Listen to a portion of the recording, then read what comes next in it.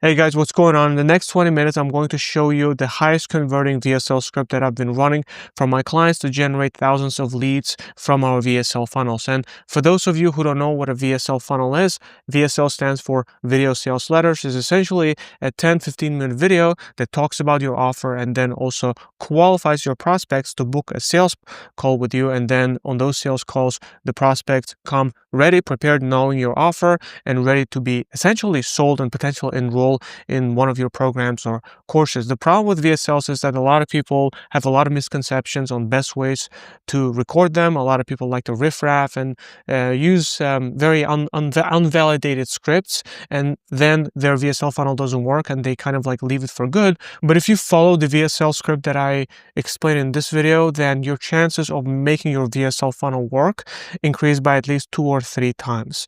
The VSL script that I'm going to show you is extremely simple. It's got only 6 or 7 steps, which seems like a lot, but trust me, if you follow it step by step, it really comes down to like 3 or 4 main chapters that you have to go through. And the benefit of VSLs over, let's say, webinars is that webinars you have to record for a whole hour.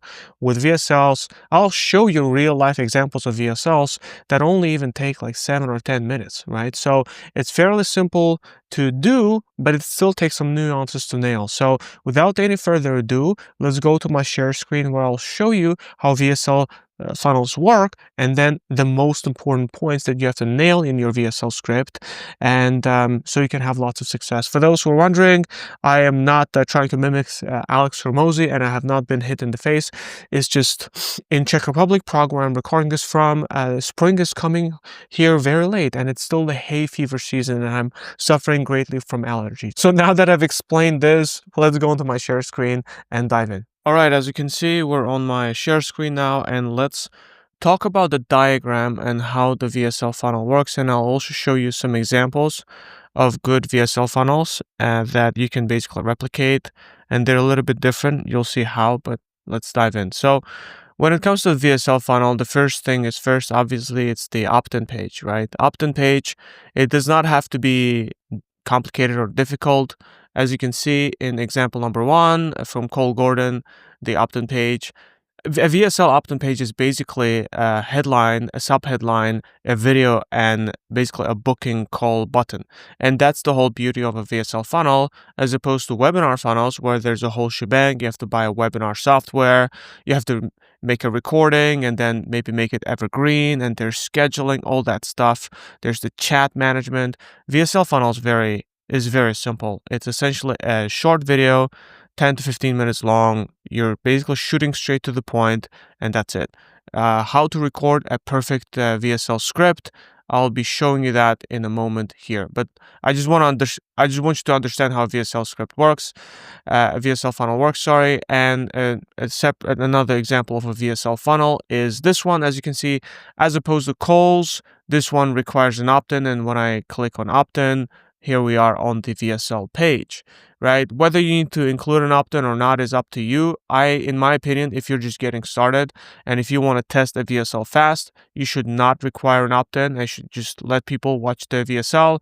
As you can see, in this case, it's just 10 minutes long, and then basically have people make up their mind, and over time, maybe you can include an email-based opt-in variation and see if you can get more people with an opt-in. But in my opinion, if you want to just get started with VSLs, do not have an opt-in. So that's basically the opt-in page, right? And if we think about it, the opt-in, the elements that go in the opt-in are not that many, right? It's the headline, right? Headline.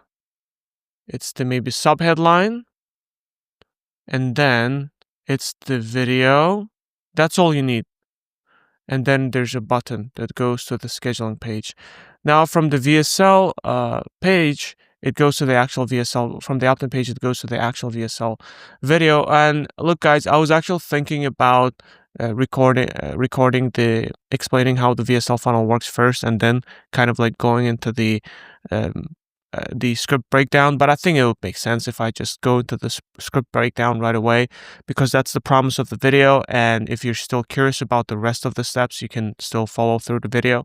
So let's look at the VSL script. VSL script is a lot easier to record than your traditional webinar script, which includes a lot of fluff and a lot of, hey guys, how are you doing? Raise your hand kind of crap, which obviously also works. I've made my client tens of millions of dollars doing webinars, but it seems that the market has shifted these days and a lot more people prefer VSL funnels, right? So with the VSL funnel, it's quite easy. And I'll try to link maybe to these funnels in the description, or you can just come to ads library and you can Google up these people, search people like Charlie Morgan or Cole Gordon, and still get access to these landing pages by just kind of like looking at their ads. All you have to do is come to facebook.com ads library and you'll get it. So most VSLs start by a variation by either of these two kind of like setups. There's an introduction question where you basically either ask about a pain point,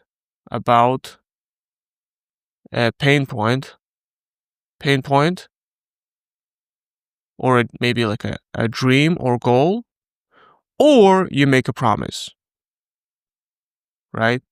In Cole's video, if you watch it, he makes a promise. He says, essentially, if you are running a med spa, then I'll show you how you can scale from 0 to 50K per month in 12 months or whatever. Other VSLs that I also have experience with say, are you, let's say, a financial advisor and you struggle to get leads? So again, the point is to grab their attention, right? The point is to grab their attention by either asking them about a problem that they're highly aware of, or maybe a goal that they want to hit. Are you a loan officer who's looking to get 100 new leads every month, all without any tech knowledge or being a marketing guru? So that's like one setup. Or if you're a loan officer, we're going to get you 100 leads, and if we don't get you 100 leads per month, you don't pay. Or that's like a very bold promise. So this needs to be bold, right? Then you very quickly explain who you are, and that essentially includes your accomplishments, right? Experience, or like years in the industry. You can say, hey, my name's Nazim. In the last 10 years, I've made my clients over $40 million. And, I've taken 2 of my clients to 8-figure, to Comma Club or whatever. There's a plaque right behind me. And that's basically like essential social proof. Then, introduction question is, let's say, like, maybe this is 20 seconds. Now, this is maybe like another 30 seconds. So this whole thing is like a minute. Then you give a quick testimonial. And these two almost kind of like they're intertwined.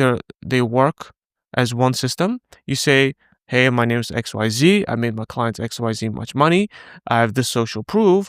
And then you say, like, for example, Alex, who I've helped to scale from 0 to $1 million a month in just 12 months by making just a quick few tweaks on his funnel. Or like Derek from loanofficers.com, who's come to me, had a problem with leads, and literally took him from 10K to 20K per month by setting up my unique lead generation framework that literally doubled his business in 30 days. So the reason why it's important to give this quick testimonials, because you still have to give people a little bit of proof before you get into essentially preaching on about your systems, right? If you exclude this, it can still work because you're still giving them your accomplishments and experience. But to be honest with you, first of all, people are jaded these days to accomplishments because everybody seems to have regalia and experiences and wins. And also, people are very much geared for thinking if it works for other people, right? It's great that you have accomplishments, but will it work for me? What's in it for me, right? People are egoistical human beings, which is totally fine, which is what's allowed us to thrive and kind of like progress as a species. But you have to feed into that. You have to play into that by basically giving a quick 1 or 2 client testimonials. You'll be talking about more client testimonials later on, but here you want to give like a quick, snappy one or two testimonials, like very quick. I'm talking like 20 seconds, another 20 seconds or so. Then after you're done with these 3 steps, this should take you about a minute and a half or so.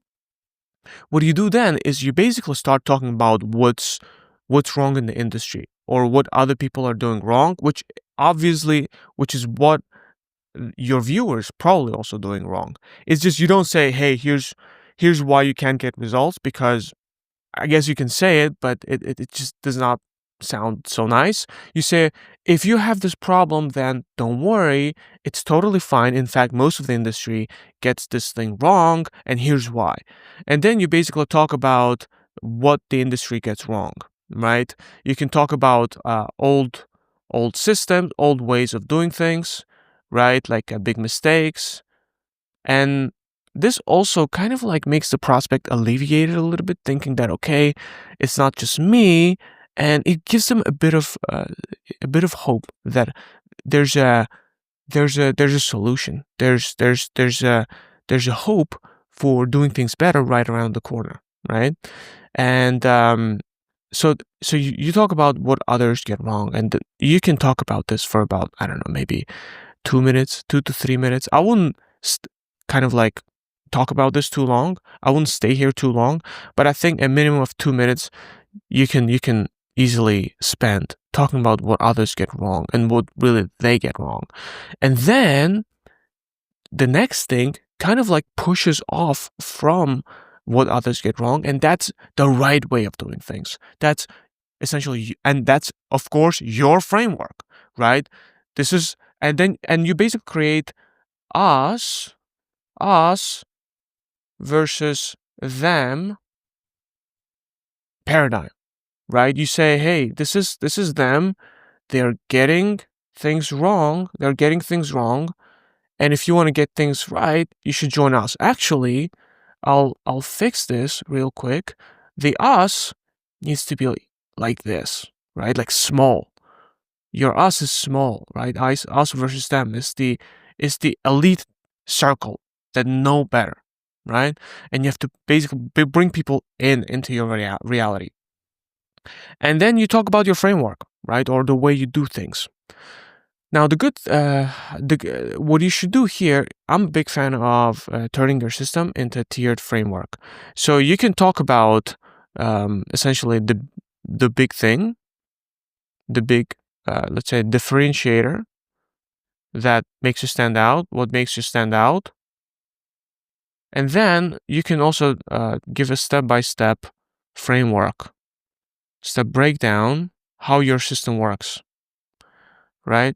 And the key here is to make each step sound like it basically feeds into a part of a big system. It needs to make sense, right? So for example, if you're doing lead gen for loan officers, you can say step number 1 is, let's say, we're utilizing a social media platform that works best for your ideal leads, as opposed to buying leads from the run-of-the-mill kind of like pay per lead websites where all other loan officers are buying up their leads. But we're tapping into a unique social media platform where people don't even other loan officers don't market themselves, and then people are more inclined to consider your services. So that's step number 1. Step number 2 is we'll come up with a unique offer that again makes it stand out from the rest of the loan officers, because our offers to your prospects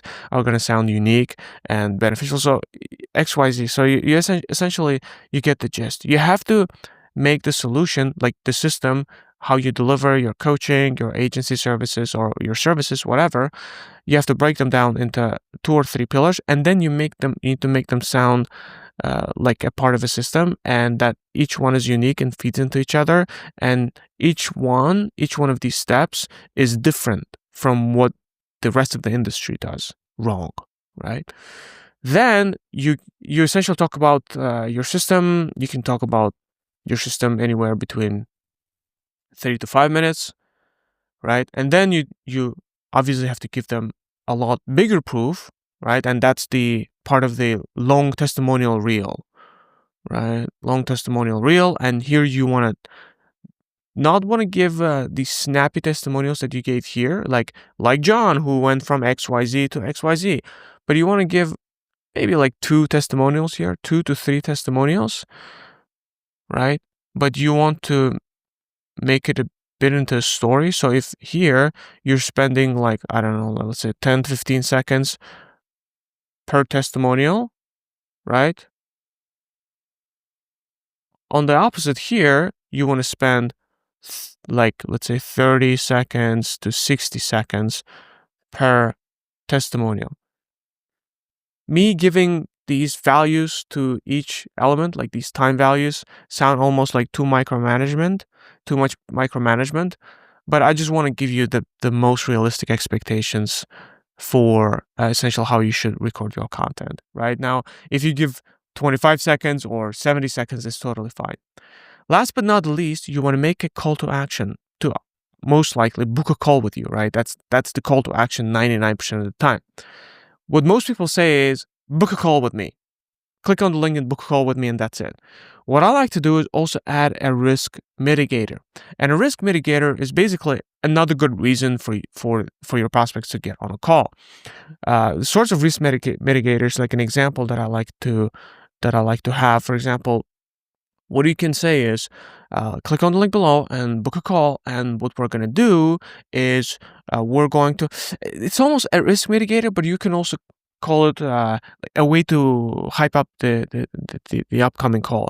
And you can say, we'll hop on a call with you. And what we're going to do is we're going to hold or do a complete audit on your business. And we're going to look at every part of your marketing systems or every part of what you're doing that's not working. We're going to break each one down, kind of like dive in and see what's not working at the level where it should, and then we're going to flip it around and help you or show you how our system can completely replace yours and what kind of results that you can get from implementing our system, and also like timelines, how soon you can get the results. Right. So that's a way to hype up the results. A risk mitigator, if you want to go like super hardcore, it works, guys. It really works, although it sounds like a bit too risky when I talk about it. What you can do is you can also say, get on a call with us, and if you don't absolutely love what we're going to say, then we are going to, pay you $100 for the hour of your time. Also works. I like to use it a lot, but obviously it's not for everyone. Personally, me, I don't come across risk mitigators too much, but then at least you can add a hyperbole, right? And it sounds kind of not so nice, the word hyperbole, but really you wanna hype things up, hype up the call, because if you just say, get on a call with us and I'll show you how it works, it sounds just like any other call. But if you hype up the call in a way that it seems personalized to them, like an actual discovery, well, that's a whole different thing, right? It needs to seem like an audit, like a personalized audit that you're going to dive into their unique situation. And obviously, guys, your sales call needs to be put in a way that seems like a personalized audit. If you want a video or a lesson on how to conduct your sales calls, I recorded a video about that just a week ago. I'll link to it later in this video. But that basically, this is what your VSL script should look like. Again, start with an intro question, ask about their problems or goals, or make a promise. Making a promise works really well, especially in the B2B space or an agency or consultancy space. If you're selling coaching, probably this is the best way to go about it. Then you talk about who you are, why people should listen to you, regalia, experiences, social proof. Then you give a quick 1 or 2 snappy testimonials to back up that you're the real deal. Then you talk about what's wrong in the industry, right? What doesn't work. And then you talk about what works, right? And how unique framework seals the gap in the industry. You back it up by talking a bit more extensively about the testimonials. Let's say this is about another 1 or 2 minutes, and then you close off with, like, let's say maybe 1 or 2 minutes of call to action with a risk mitigator or a hyperbole, right? Like hyperbole, I guess, is not a good way to put it, and it's on me, right? I think I could have picked a better way to describe it, but this is the VSL script. Okay, now going back to our mind map here, and I encourage you to come and check out, especially Cole's VSL. You'll see what I mean. You'll see that it very much matches what I just talked about. Then from the VSL, what you do is you come to the application form, right? Now, when it comes to the application form, obviously all you have to do is click on the link. There's two ways to do about it. You either can let people pick a time and then book a call, or run them through a questionnaire form and then book a call. I personally am a fan of, and especially if you're getting started, I would personally ask them to book a call first and then maybe ask 2 or 3 questions. And that's how I would start if you're just getting started with the VSL funnel. And then as you get good at it and your VSL improves and you're getting essentially a lot more people to take action after watching your VSL, you can afford to put the form first. Because what happens is when you put the form first before booking a call, that increases the drop-off rate of people, right? Especially if you're asking more than 4 or 5 questions. It's a prerogative to be able to pull this off, to ask, to put the form first. It means that their VSL is so dialed in that they can allow to sacrifice some of the lead quantity in exchange for quality. Also, a lot of times what works, I wouldn't be surprised if Cole and his team, if I run through this questionnaire, for example, I'll just do it like so. Obviously, I won't submit, but I'm betting they'll ask for my phone number. Yeah, there you go. What's going to happen is once you submit this form and before you book a call, they'll still give you a call. So if you don't have like a great sales team with setters who'll hop on every lead that fills out the form, then don't do this either, right? So what's going to happen here, I guarantee you, the way the system works is when people drop off here after, so let's say there's a phone opt-in, if people drop off and don't submit their application, they will still get called. SDRs will still ring them, right? I'll do a phone. Boom. It does not look like a phone. Sorry, guys. I'll erase it. But they'll phone them, right? Bit of a humor. So if you don't have a trained team of SDRs, don't do it. But if you have a trained team of SDRs who can also call up the leads, even the ones that don't necessarily fill out the application and book a call, this can literally 5x your results from VSL. But we'll get into that in later stages. This is for you, again, if you're just looking to implement a VSL funnel. What I would do is time first, right? And then form with questions. Mega chicken scratches. Sorry about that. So that's how it works here.